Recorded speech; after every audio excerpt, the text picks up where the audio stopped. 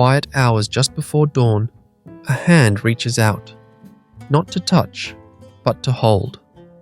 Not with gentleness, but with an urgency that seems desperate, as if the slightest slip might erase all connection. It lingers on the surface of a mirror, fingertips tracing an outline that is both familiar and intangible. This reflection, a silent other, embodies a presence that cannot be truly owned. Yet the hand grasps and grasps again, an echo of love tangled in the impulse to possess. In this delicate moment, the line between affection and control blurs, revealing a hidden paradox woven intimately into the fabric of human connection.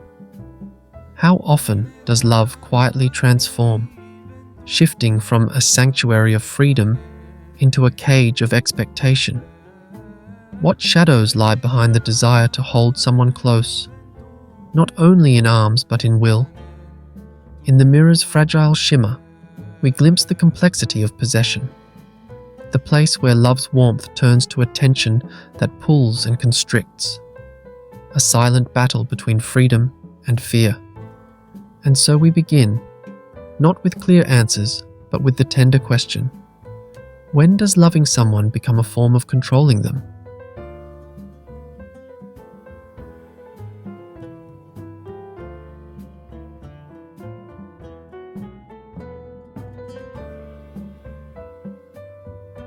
Love, in its purest form, is often described as liberation, the freedom to express, to breathe, to exist without restraint.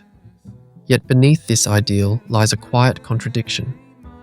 The very bonds that promise intimacy and closeness can also become chains, tightening slowly around the heart, coloring affection with the hues of possession. This is the paradox we explore. Love's tender promise, shadowed by an ancient impulse to hold, to claim, to control.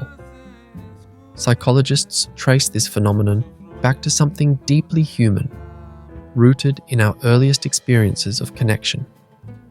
Attachment theory, a framework developed to understand how we relate to others, reveals that the need to possess stems not simply from love, but from fear, the fear of loss, abandonment, the unknown.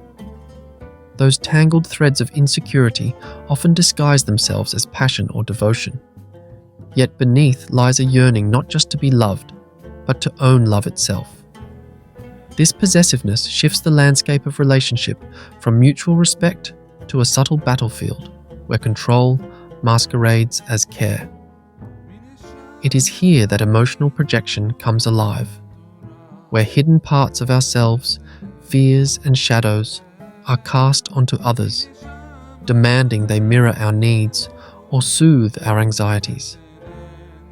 Jung's concept of the shadow helps illuminate this unconscious dimension, the darker self we deny, but which pulses beneath the surface, influencing behaviors in ways we scarcely recognize. In this light, possessiveness is not mere jealousy or selfishness, but an intricate dance with our own darkness, a struggle with parts of ourselves yearning to be acknowledged. Yet the paradox remains. In trying to possess, we risk losing the very essence that made love possible, the freedom to simply be. This tension paints our emotional landscape with shades of melancholy and longing, where love flickers between warmth and chill, presence and absence.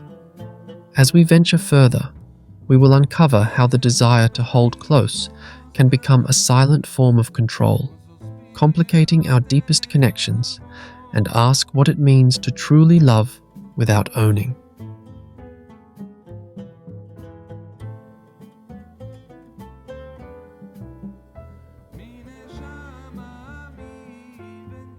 To understand the psychology of possession, we first turn to attachment theory, a lens revealing how early bonds shape our emotional currents. Psychologists John Bowlby and Mary Ainsworth observed that the way we are cared for in infancy molds our inner model of relationships.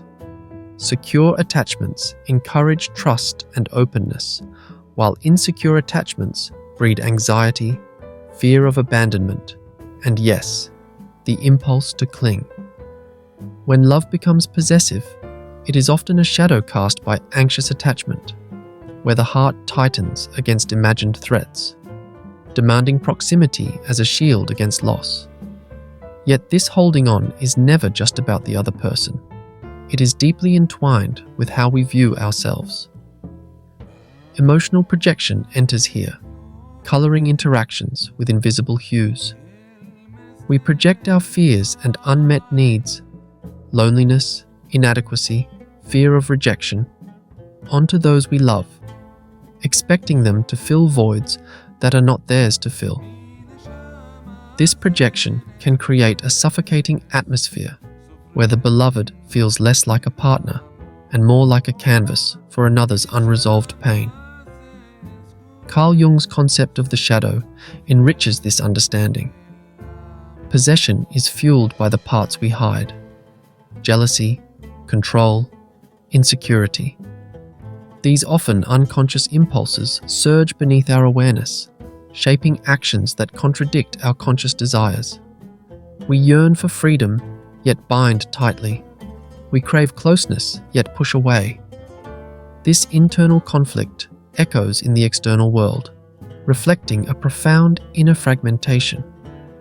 It is here the cinematic image becomes vivid: the mirror and the grasping hand. The reflection cannot be owned or controlled. It is responsive yet elusive, always just beyond full possession. Similarly, love cannot be held captive without losing its vitality. Relationship becomes a dance along the edges of autonomy and dependence, trust and mistrust, presence and absence. To possess is to attempt to fix what is fluid, to anchor what is meant to flow. Such control often leads to paradoxical outcomes: love suffocated by its own intensity, freedom eroded by its own protection. Understanding this paradox requires slow, tender reflection, blending empathy with insight. It is not condemnation, but illumination that draws us closer to truth. Possession reveals not only the pain of fear, but also the vast capacity for longing, to belong, to be seen, to be intricately connected without losing oneself. It is an attempt to hold something inherently unholdable, a human story wrapped in both love and shadow.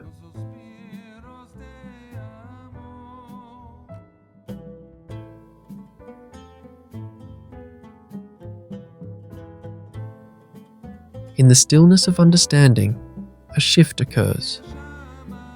To see possessiveness not as villainy but as a messenger, a signal from the heart's vulnerable core, is to open a doorway toward compassion. We move from judgment to curiosity, from frustration to empathy. Behind the impulse to control lies a story of fear, of survival, of longing that echoes the deep human need for connection and safety. This awareness invites us to feel into the tension, to recognize the mix of love and fear swirling within us all. It is a recognition both tender and painful, acknowledging the grip that desire can have and the spaces it can create. In this space, the hand in the mirror loosens its grasp, learning that holding too tightly only distorts reflection and fractures connection. The beloved, once seen as an extension or possession, re-emerges as an autonomous being, brilliant, mysterious, free. This re-seeing brings with it a quiet heartbreak and a soft release. It holds the bittersweet truth that love and control are entwined, and yet, love can also be a patient witness to freedom. To love without the need to possess is a call to surrender, to presence, acceptance, and trust in the unknown. It is a slow unraveling of old patterns where shadows are not banished, but befriended and integrated.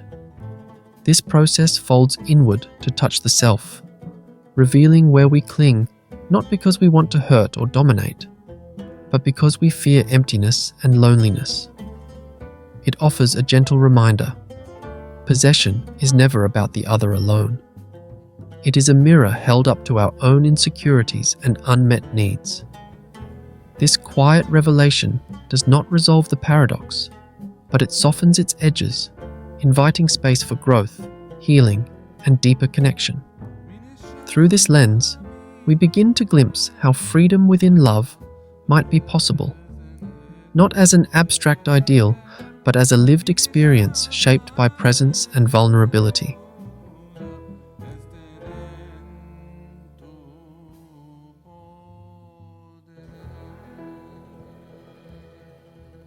It wasn't about possession. It wasn't about control. It was about presence, being truly with another, in the shimmering space between wanting and letting go. The paradox remains, but it is no longer a cage. It is a doorway. Love, in its most profound form, does not bind or claim but breathes. Expansive, patient, alive. The hand that once grasped frantically learns to hover lightly, a gesture of reverence rather than ownership. In that hovering, there is profound freedom. To love is to allow the beloved to be exactly as they are, imperfect, evolving, infinitely alive, without the need to tether them to our fears or desires. This realization does not erase the shadows or quiet the ache of longing, but transforms them. The tension between love and control becomes a rhythm, a dance where each step holds space for both closeness and distance. The mirror no longer reflects a captive, but a partner, equally reflected and free. To love without possession is a tender art, messy, nuanced, and deeply human. And in surrendering the need to own, we discover the true gift of love. Not confinement, but liberation. It wasn't about losing, it was about opening. It wasn't about holding on, it was about presence.